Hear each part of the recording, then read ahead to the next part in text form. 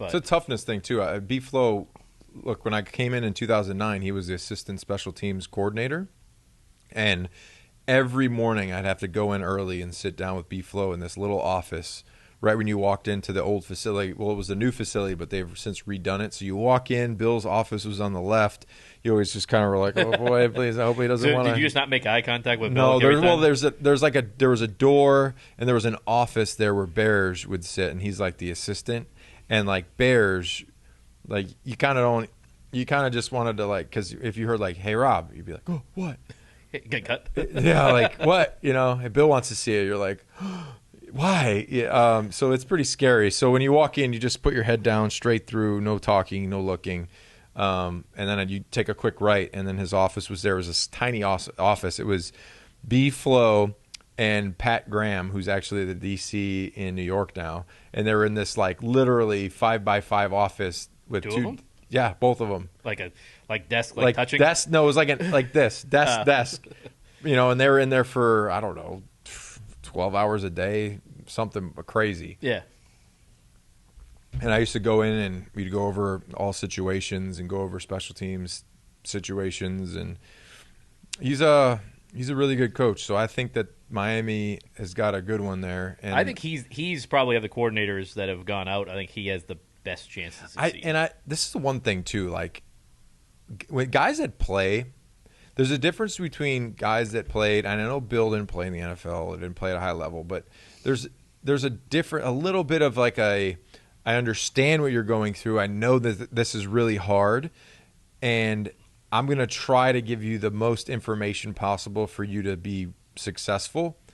Some coaches that have never made a tackle or never played at a high level, they'll be like, "Oh, just tackle him." Like, well, that guy's really good, and most people are missing him. So what do I need to do to make myself in the best position, put myself in a position to tackle him? Yeah. And I feel like B-Flow is a really good – he played at BC.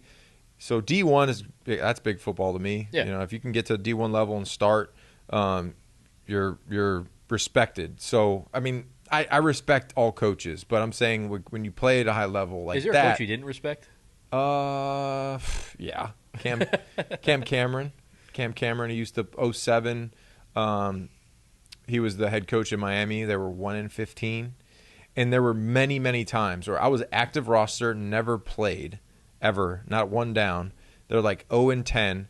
I would go in his office, be like, "Hey, coach, like, what do I need to do to try and get on the field?" And he'd be like, "Hey, well, we got the guys on the field we think are going to be best to compete." And I'm like, At 1-15. we haven't won a game. It doesn't matter. This is ridiculous.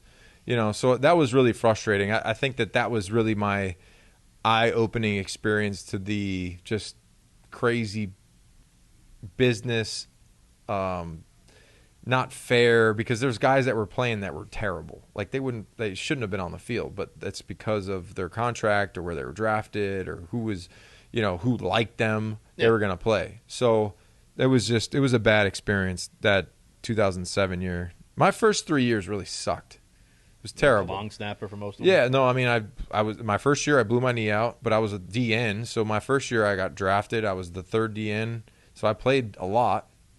I got hurt in the Superdome opening game. So when the Saints opened the dome back up after Katrina, I blew my knee out. Oh, okay. So that was a great game for everybody except for me. That's in the locker room. They're giving game balls out to everybody. I'm like, yeah, well, I blew my knee. And came back the next year, hurt myself again. Went to Miami. They didn't see me as a football player, so had to wait. Parcells came in. He saw me as an inside linebacker. I had never played inside linebacker. I'm like, well, geez, this is going to be rough. Moved me to inside. That didn't work out. Then I got released. Then went back to New Orleans. Sean Payton was like, "Nah, you're just a long snapper." I was like, "I don't believe you." So then they cut me, and I came here and then started 140 games. It's just like crazy how that works. But I think it's fate. And a lot of it's got to be fake, because I mean, how many of those guys that were in your story, right, that never got? Yeah, they never got a chance. They never got the chance. Well, honestly, I think the preseason kept me afloat.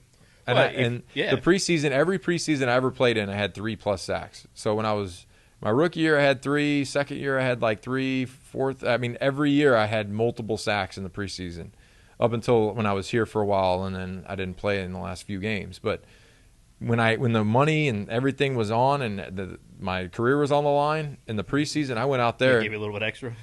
I always get it kicked me out of practice because I'd always give it extra. But yeah, well, I think I read a story. Didn't you hit like Tom Brady in practice? No, I probably smacked him on the butt or something. I didn't hit him.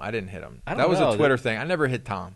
I mean, I kind of believe when you say that because of how much of a love affair you have with him. So. I like Tom. And hey, how about Tommy boy? They look pretty good against them Packers.